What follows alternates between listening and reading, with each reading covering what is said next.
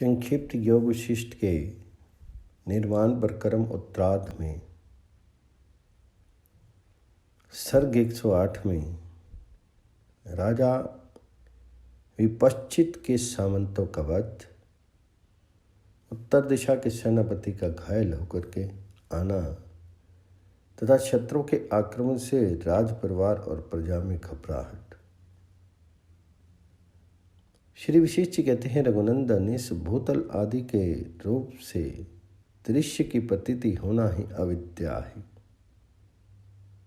जिन अज्ञानियों के अंतःकरण में अविद्या विद्यमान रहती है, उस अविद्या का ज्ञान के बिना कोई अंत नहीं है, जिस प्रकार ब्रह्म का कोई अंत नहीं है। इस विषय में तुम्हें एक कथा कहता हूं, सुनो। लोकालोक पर्वत की किसी स्वर्णमयी सी शिला के भीतर विद्यमान चिदाकाश के एक कोने में किसी प्रदेश के अंतर्गत एक त्रिलोक की बसी हुई है, जो इसी त्रिलोक के समान है, और वहां भी यहीं की व्यवस्था के अनुसार देश काल आदि की मर्यादा नियत है। वहां जम्बूद्वीप नामक एक भूभाग है, जो संपूर्ण भूमंडल का भूषण रूप है। वहाँ की समतल भूमि पर, जहाँ गमन आगमन आदि व्यवहार सुगमता पूर्वक होते हैं, एक नगरी थी जिसका नाम था ततमीति। उस नगरी में विपश्चित नाम से विख्यात कोई राजा थी, जो अपनी विद्वता के कारण श्रेष्ठ सभासदों से शोभित अपने राज्य सभा में विशेष शोभा पाते थे। राजा विपश्चित बड़े स्वाभिमानी नरेश थे। उनकी बुद्धि सदा ब्राह्मणों के हित चिंतन में लगी रहती थी, इसलिए वे देवताओं में ब्राह्मण स्वरूप अग्नि देव का ही भक्तिपूर्वक पूजन करते थे। अग्नि के सिवा दूसरे किसी देवता को वे नहीं मानते थे। राजा विपश्चित के मंत्रियों में 4 प्रधान थे, जो चारों दिशाओं में स्थित 4 महासागरों के समान मर्यादा पालन के लिए नियुक्त थे।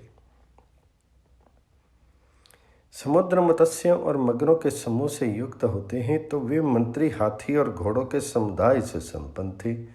समुद्रों में भंवरों का व्यूह होता है, तो इनके मंत्री लोग सैनिकों के चक्रव्यूह से युक्त थे। समुद्र तरंगमालाओं से व्याप्त होते हैं, तो मंत्री लोग सैनिकों की श्रेणियों से घिरे हुए थे।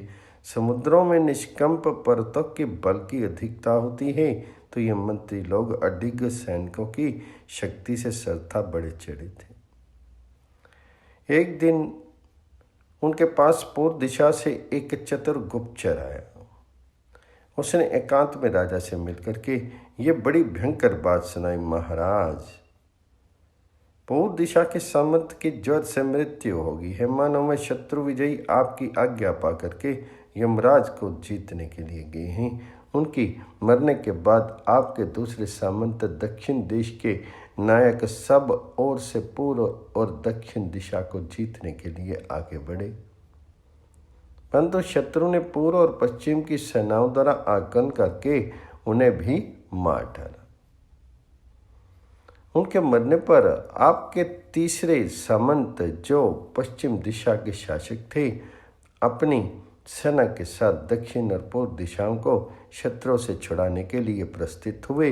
इतने में ही शत्रुओं ने पूर्व और दक्षिण देश के राजाओं के साथ मिलकर के बीच रास्ते में ही युद्ध करके उन्हें भी स्वर्गलोक में पहुंचा दिया। वह गुप्तचर इस प्रकार कह ही रहा था कि एक दूसरा गुप्तचर परले काल के जल प्रवाह की भांति राजमहल में प्रविष्ट हुआ। वह बड़ी उतावली के साथ आया था और अत्यंत पीड़ित जान पड़ता था। उस नए गुप्तचर ने कहा, देव, उत्तर दिशा के सेना अध्यक्ष पर शत्रुओं ने आक्रमण कर दिया है। ये बांध टूटने पर वेग से बहने वाले जल प्रवाह की भांति सेना सहित इधर ही आ रहे हैं।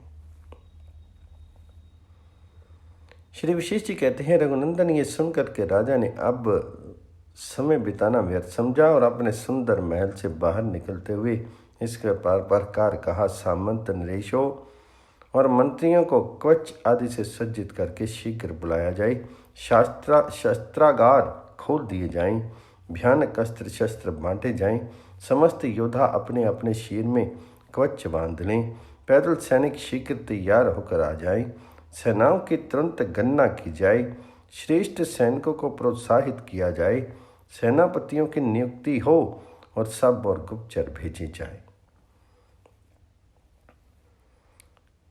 राजा विपश्चित रोषावेश में भरे थे।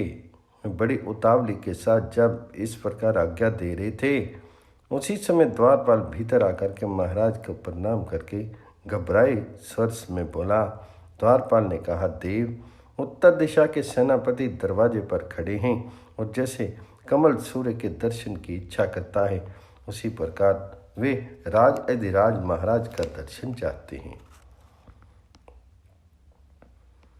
राजा बोले, द्वारपाल जल्दी जाओ, पहले सेनापति को ही भीतर ले आओ। उनसे सब वृत्तांत सुनकर के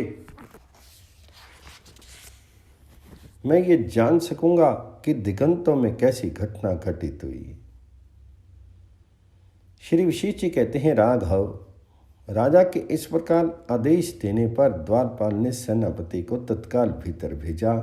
राजा ने देखा उत्तर दिशा के नायक सामने खड़े होकर के मुझे प्रणाम कर रहे हैं।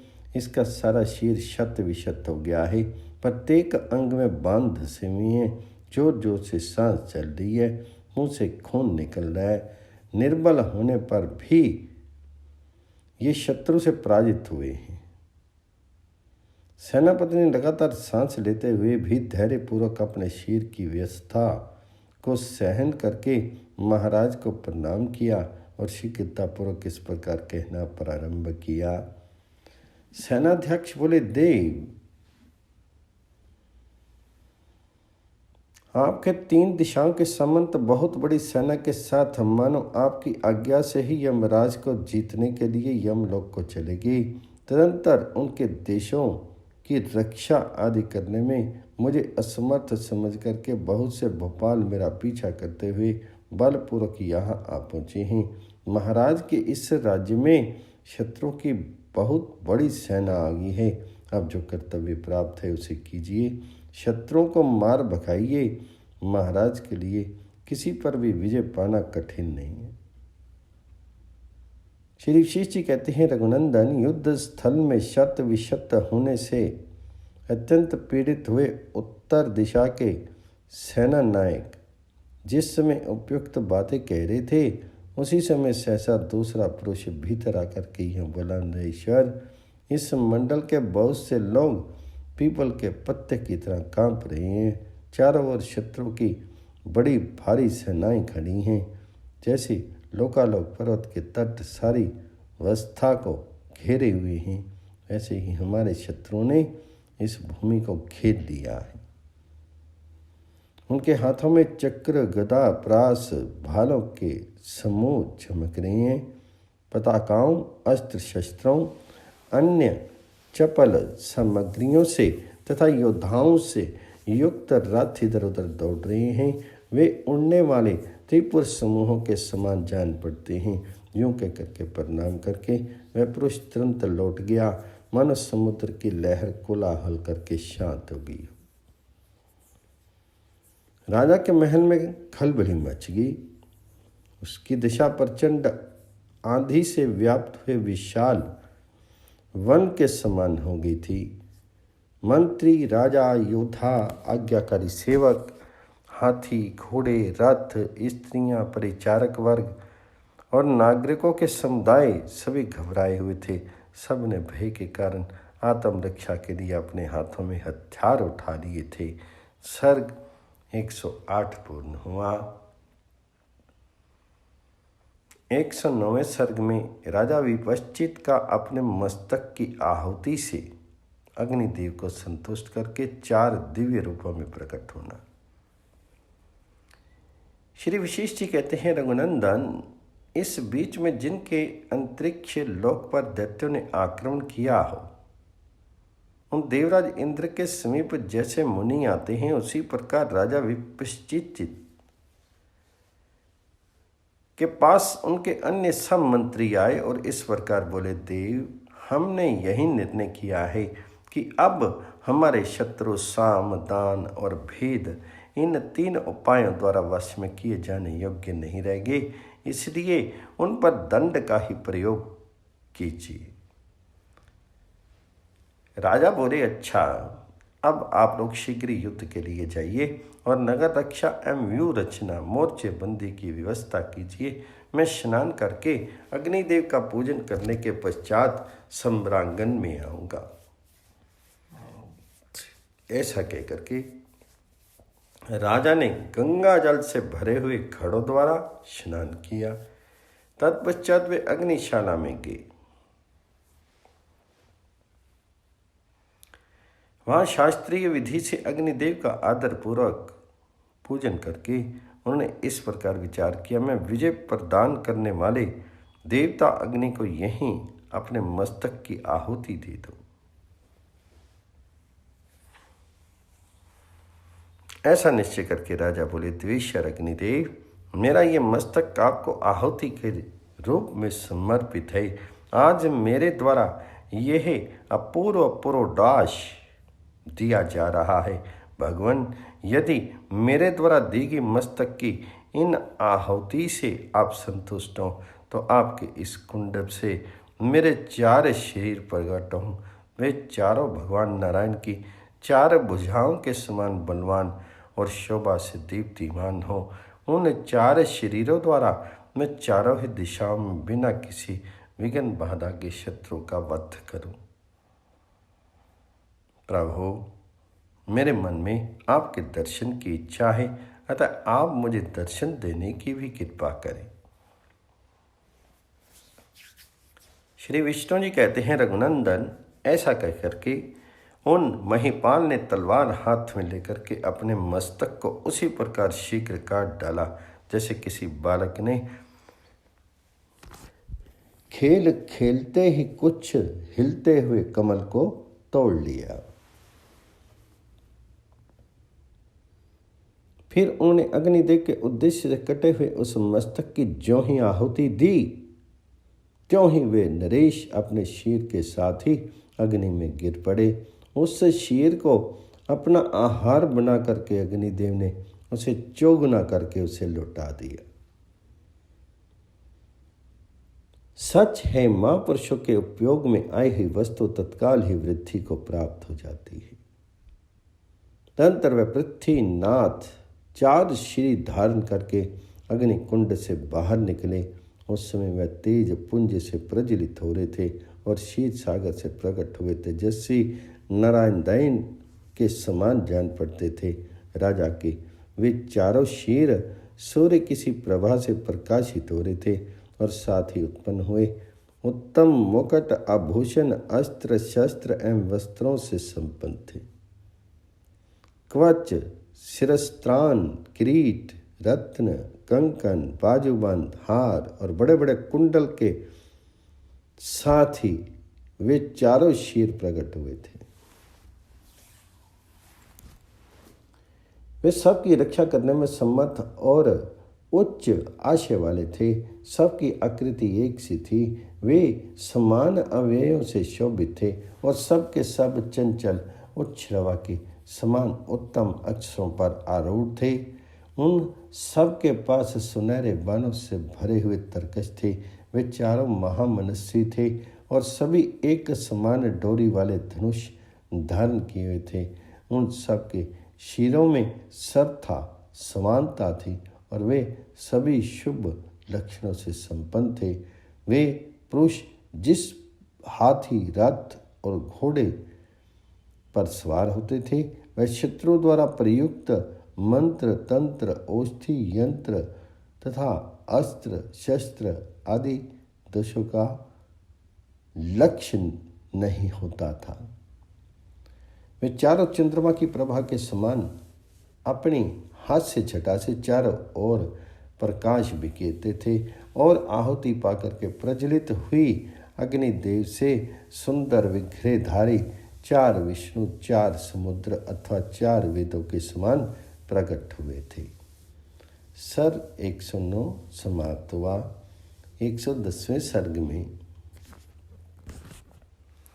चारों विपश्चितों का शत्रु के साथ युद्ध करना, भागते ही शत्रु सेना का पीछा करते हुए उनका समुद्र तट तक जाना। श्री विशेष जी कहते हैं, रघुनंदन, तरन नगर के समीप पहुंचे हुए शत्रुओं के साथ चारों दिशाओं में बड़ा भयंकर युद्ध छिड़ गया। चारों विपश्चित चारों ओर शत्रुओं से लोहा लेने के लिए चित्रंगनी सेना के साथ सम्रांगन में जा पहुंची। उन्हें शत्रुओं की सेना को समुद्र के समान उमड़ती देख उसे पी जाने का विचार किया और सब और वायव्य अस्त्र का संधान किया। उसके साथ ही पर्जन्य अस्त्र को भी छोड़ा। फिर तो उनके भीषण शत्रुओं से बाण आदि अस्त्रों की नदियां बहने लगी। साथ ही तलवार आदि की वर्षा होने लगी। उस समय युद्ध में शत्रुओं की सेना का घोर संहार हुआ। समस्त सैनिक जो मरने से बच गए थे भागने लगे। वे चारों विपश्चित इस तरह भागते हुए शत्रुओं की सेना का पीछा करते करते बहुत दूर चलेगी। संपूर्ण शक्तियों से परिपूर्ण एकमात्र चेतन परमेश्वर से प्रेरित हो समान अभिप्राय वाले उन चारों वीरों ने संपूर्ण दिशाओं में विजय प्राप्त कर ली। जैसे नदियों के प्रवाह समुद्र तक जाते हैं, वैसे ही उन्होंने समुद्र के किनारे तक शत्रुओं का पीछा किया। दूर तक बिना विश्राम किए चलते रहने से विपश्चित के सैनिकों के जीवन निर्वाह और युद्ध आदि के सारे साधन प्रतिदिन छोटी छोटी नदियों के जल की भांति क्षीण होती गई। उनके शत्रुओं का भी यही हाल हुआ। प्रतिदिन दौड़ते हुए उनकी और शत्रुओं की सारी सेनाएं मुमुक्षुओं के पुण्य और पाप की भांति निरंतर नष्ट होने लगी। जब सारे सैनिक नष्ट हो गए तब उनके वह दिव्य अस्त्र सफल होकर के आकाश में ही शांत हो गए। जैसे जलाने योग्य ईंधन आदि का अभाव हो जाने पर आग की ज्वालाएं स्वयं ही बुझ जाती हैं। म्यान और तरकसों और रथ घोड़े हाथी और वृक्ष समुदाय आदि स्थानों में पड़े हुए अस्त्र शस्त्र सायंकाल घोंसलों में छिप करके नींद लेने वाले पक्षियों के समान निश्चेष्ट हुए। उस समय शून्यता रूपी जल से भरा हुआ निर्मल आकाश बड़े हुए विस्तृत कारणों के समान जान पड़ता था। उसके अस्त्र शस्त्र रूपी जल जंतु मानो शांत होकर के कीचड़ में विलीन हो गए थे। बाण रूपी जल कणों की वर्षा के कारण फैला हुआ कोहरा वहां से हट गया था। चक्र रूपी सैकड़ों आवर्त अब नहीं उठते थे। वहां निर्मल सौम्यता विराज रही थी। बादलों के वेग पूर्वक वर्षा करने से उत्तुंग तरंगों की भांति ऊंची ऊंची जल धाराएं शांत हो चुकी थी। नक्षत्र रूपी रत्न राशि अंदर छिपकी थी और सूर्य रूपी वड़वा नल उसके एक देश में विद्यमान था। सूर्य आदि के विस्तृत प्रकाश से युक्त गंभीर एवं प्रभापूर्ण धूल रहित वह स्वच्छ आकाश महात्मा के रजोगुण रहित आत्म प्रकाश से पूर्ण गंभीर एवं प्रसन्न मन की भांति शोभा पा रहा था। उन चारों विपश्चितों ने चारों समुद्रों को आकाश के छोटे भाइयों के समान देखा, जो विमल विस्तृत एवं संपूर्ण दिशाओं को परिपूर्ण करके स्थित थे। ऊंची ऊंची तरंगें जिनमें जल जंतु भी ऊपर को उठ जाते थे, इस तरह नीचे गिरती थी मानो आकाश के टुकड़े टुकड़े होकर के नीचे गिर रही हों। अपनी उठती ही तरंगों द्वारा अगवानी सी करते हुए क्षार समुद्र के विशाल तट पर जब विपश्चित की सेना पहुंची तब उन्हें अपने सामने गगनचुंबी पर्वत के शिखर पर भ्रमरों के समान काली वन पंक्ति शोभा पाती दिखाई दी, जो इलायची, लौंग, मोलसरी, आंवला, तमाल, हिंताल तथा ताड़ के पत्तों के तांडव नृत्य से विभक्त सी जान पड़ती थी। सर्ग 110, 111, 112, 113 समाप्त हुआ। 114वें सर्ग में विपश्चित के अनुचरों का उन्हें आकाश, पर्वत, पर्वतीय ग्राम, मेघ, कुत्ते, कौवे और कोकिल आदि को दिखा करके अन्य उक्तियों द्वारा विशेष अभिप्राय सूचित करना।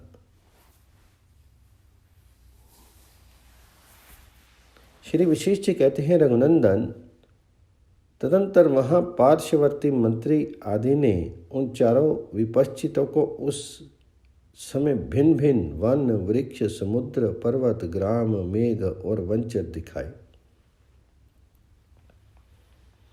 तत्पश्चात उन अनुचर ने कहा, देखिए, यहाँ युद्ध में लगे हुए सीमा प्रांत के राजाओं के अस्त्र शस्त्रों की राशियां चमचमा रही हैं और इनकी चतुरंगिनी सेनाएं इधर उधर विचर रही हैं। देखिए देखिए, युद्ध में वीरों द्वारा सम्मुख मारे गए शत्रु वीरों को विमानों पर चढ़ा चढ़ा कर स्वर्गीय अप्सराएं उन विमानों द्वारा आकाश में लिए जा रही हैं, जो युद्ध में सामने आए हुए योद्धा को धर्म के अनुकूल चलते हुए योग्य अवस्था में वध करता है। वही शूरवीर तथा स्वर्ग का अधिकारी है, दूसरा नहीं। महाराज देखिए, आकाश प्रबल मेघरूपी महासागर से भरा हुआ है, उधर दृष्टिपात कीजिए। उसने चंचल तारों के विशाल हार पहन रखे हैं। ये देखिए, इधर घने अंधकार के समान वह नीला दिखाई देता है। उधर दृष्टि डालिए, वह चंद्रमा की उज्जवल किरण से धोया हुआ सा जान पड़ता है। आकाश यद्यपि जगत के संपूर्ण दोषों से पूर्ण है, फिर भी वह सदा ही अविकारी रहता है। मैं समझता हूं कि इस आकाश को तत्वज्ञानी पुरुष की भांति सर्व अनर्थ शून्यता का सुख प्राप्त है। धूम, बादल, धूल, अंधकार, सूर्य, चंद्रमा, संध्या, तारावृंद, विमान, गरुड़, पर्वत, देवता और असुर, इन सब के शोभ आकाश में ही होते हैं, तो भी उनसे प्रभावित होकर के यह अपने स्वभाव निर्विकारता एवं शांति का कभी त्याग नहीं करता। वह जिसका आशय महान है, उसकी स्थिति अत्यंत उन्नत एवं विभिन्न दिखाई देती है।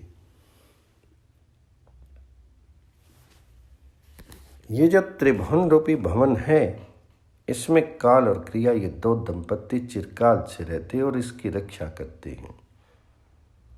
ठीक उसी तरह जैसे माली और मालिन फूलों से भरे हुए उपवन में रहते और उनकी देखभाल करते हैं।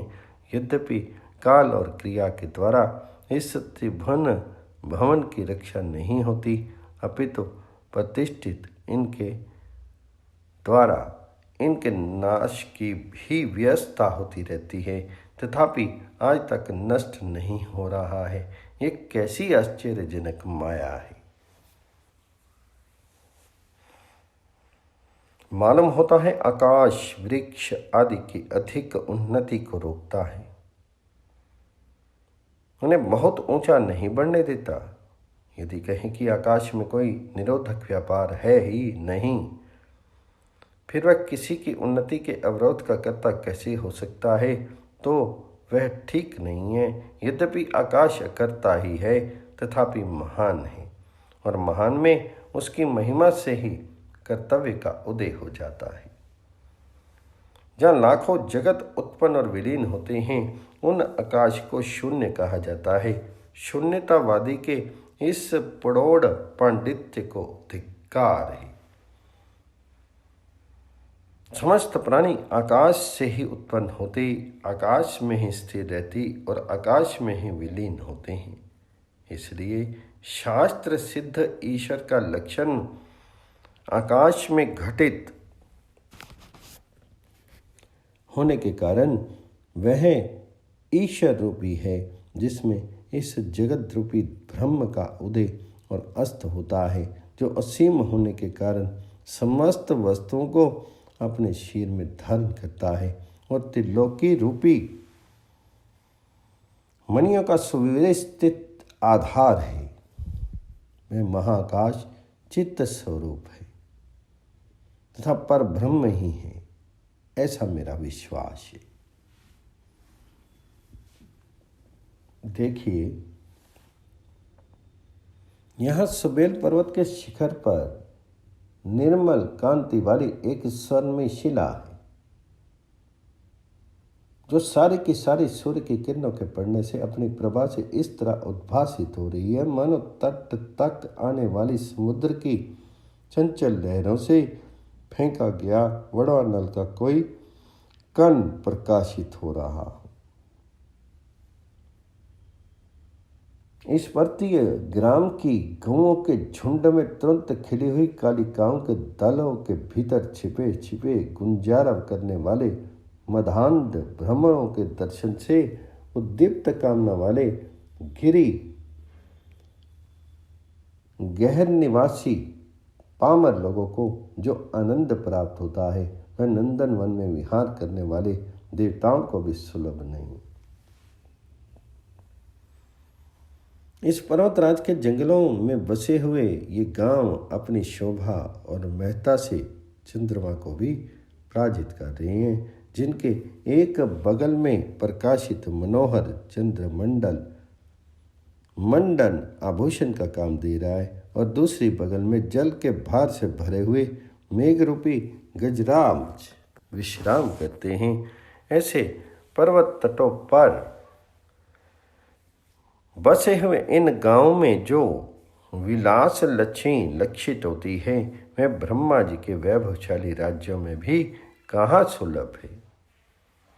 देखिए, स्फटिक मणि के खंभों की राशियों के समान सुरम्य एवं मोटी धार से मिलने वाले निर्झर सलील से शोभित इस ग्राम गुफा में ये मोरनियाँ कैसे नृत्य कर रही हैं, जहाँ निर्झरों से झरते हुए जल का कल कल नाद फैल रहा है। ऐसे हम इस पर्वतीय ग्राम के कुंजों में विलासनी मयूरियों और फूलों के भार से झुकी हुई लताएं भी नाच रही हैं। अब मेघ के व्यास से किसी ऐसे दाता को लक्ष्य करके इस तरह से बातें कही जाती हैं जो दान करते समय पात्र अपात्र और गुण अवगुण का विचार न करता हो, इसे अन्योक्ति कहते हैं। मेघ, तुम्हारा शील स्वभाव श्रीमानों के समान है। आशी हृदय महान उदार है। तुम आतप अर्थात संताप जो हर देते हो, तुम्हारी आकृति से ही उच्चता और गंभीरता व्यक्त होती है। तुम पर्वतों अथवा राजाओं के शिरोभूषण हो और भूतल के लिए रस के एकमात्र आधार हो। इस प्रकार तुम में बहुत से गुण हैं, परंतु वह एक ही बात हमारे हृदय की छिद डालती है कि तुम हर्ष से वर्षा दान करते समय ऊसर भूमियों में, ताल तलियों में और वहाँ के कटीले वृक्षों में भी उसी तरह जल का विभाजन करते हो जैसे सुंदर उपजाऊ खेतों में किया करते हो। योग्यता अयोग्यता का कोई विचार नहीं करते हो। अब दान देने के पूर्व दान लेने वालों के प्रति कठोर और कटु वचन सुनाने वाले दाता को लक्ष्य करके इस प्रकार से बात कही जाती है, वह भी मेघ नियुक्ति ही है। जलद, तुम प्रतिदिन समुद्र, गंगा आदि उत्तम तीर्थों की जल राशि को स्नान करते हो, ऊंचे स्थान पर बैठे हो, शुद्ध होकर के वन भूमि में निवास करते और मुनियों के समान मौन व्रत का आश्रय लेते हो। यद्यपि शरत कमल में सब कुछ लुटा करके तुम खाली हो जाती हो, तो भी तुम्हारे शीर पर अत्यंत उत्तम उज्जवल कांति ही लक्षित होती। परंतु ऐसे होकर भी जो तुम जलदान के लिए ऊपर उठ करके बिजली के साथ वज्र की गड़गड़ाहट पैदा करते हो, ये क्या है? तुम्हारा ऐसा तुच्छ आचरण क्यों होता है? अयोग्य स्थान में पड़ जाने पर सारी अच्छी वस्तु भी बुरी हो जाती है। देखो ना, मेघ रूपी दूषित स्थान को पा करके श्वेत जल भी काला हो गया है। आहो, मेघ ने जल की वर्षा की और उस जल से सारी पृथ्वी अपलावित होगी, जैसे धनाढ्य पुरुष अपने दीन दुखी प्रेमी जन को धन दौलत से पुष्ट करते हैं। उसी प्रकार जल ने भूतल की मुरझाई हुई खेती को हरी भरी एवं पुष्ट कर दिया। ये कितने हर्ष की बात है। शूरवीर और कायर में अंतर बताने वाली अन्योक्ति। सिंह और कुत्ता दोनों में समान रूप से पशुता विद्यमान है।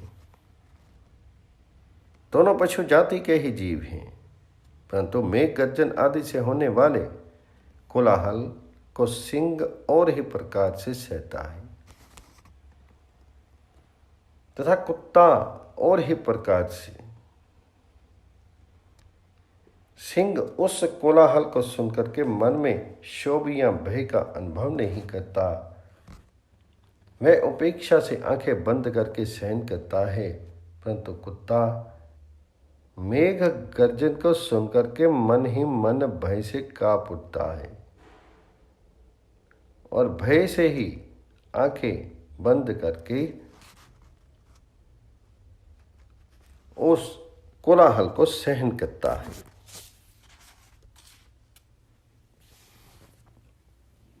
कुत्ते जैसे स्वभाव वाले मनुष्य को लक्ष्य करके कहेगी अन्योक्ति। सदा अपवित्र रहने वाले कुत्ते तो अपने प्रियजनों सजातीय कुत्तों के ही निकट आने पर भौं भौं किया करता है। तेरा सारा समय गली कूचों में मारे मारे फिरने में ही व्यतीत होता है। मालूम होता है तुम्हें अपनी चित्तवृत्ति के ही अनुरूप मान करके किसी मूर्ख ने तुझको अपने इस दुर्गुणों की शिक्षा दे दी है। जीव के कर्मों की विषमतावश विषम जगत की रचना करने वाले विधाता ने अपनी पुत्री देवशुनी शर्मा के पुत्र रूप अपने दौत्र कुत्ते में उसके अनुरूप सभी धर्म का एकत्र दर्शन कराने के लिए नीचे लिखे हुए सब बातें एक साथ ही रच डाली। वे सब बातें इस प्रकार हैं। अपने ही बनाए हुए कूड़े करकट के अपवित्र गड्ढे में रहना, गोह और पीब खाना, जहाँ सबकी दृष्टि पड़ती हो ऐसी सड़कों व खुली जगहों में कुत्सित समागम की इच्छा तथा सबसे निंदनीय शरीर, इन सब को विधाता ने कुत्तों के लिए ही हवाले कर दिया। किसी ने कुत्ते से पूछा, तुमसे बढ़कर नीच कौन है? ऐसा प्रश्न करने वाले से कुत्ते ने हंस करके कहा, जो मूर्खता, अज्ञान, अपवित्र देह आदि का अभिमान तथा अंधता विचार रूपी दृष्टि से वंचित होना, इन दुर्गुणों का एवं अशुभ वस्तु का सेवन करता है, वे मुझसे भी अधिक नीच है। प्रश्न करने वालों ने फिर पूछा, तुम में कौन से ऐसे गुण हैं जिसके कारण तुझे मूर्ख से अच्छा समझा जाए? तो कुत्ते ने उत्तर दिया, शूरता, स्वाभाविक स्वामी भक्ति और धृति अर्थात थोड़े में ही संतोष कर लेने की क्षमता, ये सुंदर गुण जो मुझ में हैं, लाखों प्रयत्न करके ढूंढने पर भी मूर्ख के पास नहीं पाए जा सकते।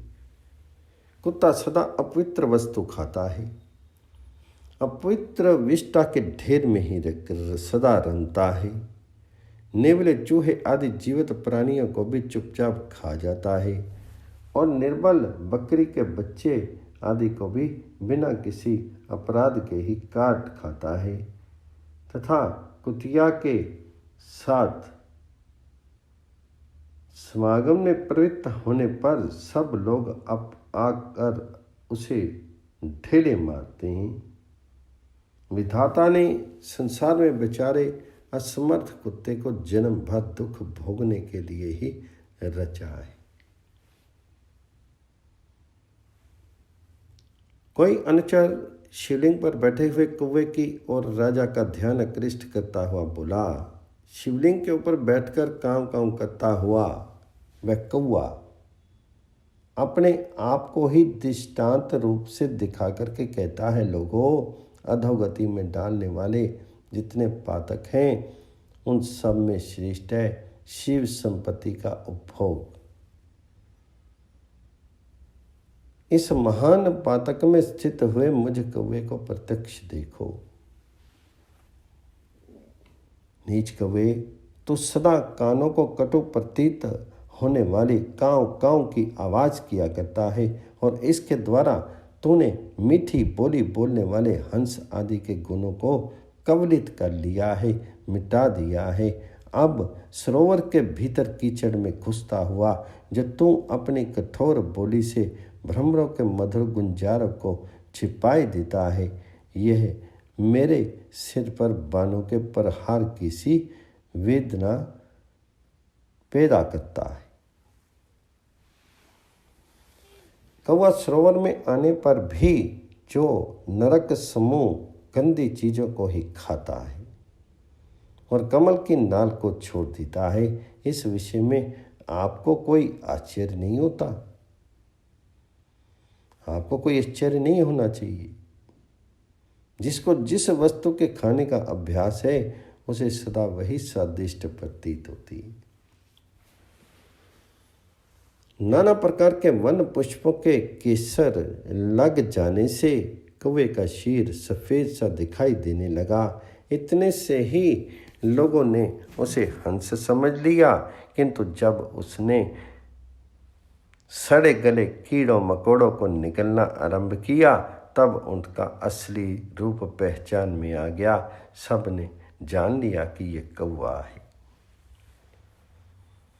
कौवों के झुंड में बैठा हुआ कोकिल मौन, चेष्टा, विहार, रंग रूप और आकार प्रकार के कौवों के साथ पूरी समानता रखने पर भी मीठी बोली के द्वारा दूर से ही पहचान लिया जाता है कि यह कौवा नहीं, रुचिर कांति वाला कोकिल है। ठीक उसी तरह जैसे मूर्खों के बीच में बैठे हुए पंडित की पहचान हो जाती है। अपनी आकृति से ही भव्य गुणों की सूचित करने वाले सभी पुरुष अनुरूप आंतरिक चमत्कार से ही विख्यात हो जाते हैं। भैया कोकिल, इस समय मधुर कलरव करने से कोई लाभ नहीं। इससे तुम्हारा बहुमूल्य गुण नहीं प्रकट हो रहा है। किसी विशाल वृक्ष की कंदरा के भीतर जीर्ण शीर्ण पत्तों से ढके हुए खोखले में चुपचाप बैठे रहो। ये कर्ण कटु कांव कांव को की रट लगाने वाले कौवों से भरा हुआ शिशिर का समय है। सके, इस समय ये बसंत का उत्सव नहीं है। ये कोयल का बच्चा अपनी माता काकी को छोड़ करके जो चला गया, ये एक आश्चर्य की बात है। फिर ये काकी माँ जो इस बच्चे को चोंच और पंजों से मारी है, ये दूसरा आश्चर्य है। मैं इन बातों पर क्षण भर ज्यों ही सोच विचार करने लगा, त्यों ही ये कोयल का बच्चा भी अपनी माँ के समान बढ़ने के लिए उत्साह से संपन्न हो गया। ये तीसरा आश्चर्य दृष्टिगोचर हुआ। वास्तव में स्वभाव सौभाग्य भाग्यशाली पुरुष जिस दिशा में आता है वही उसके लिए महात्मदायिनी बन जाती है। इस प्रकार से सर्ग 114, 115, 116 समाप्त हुआ।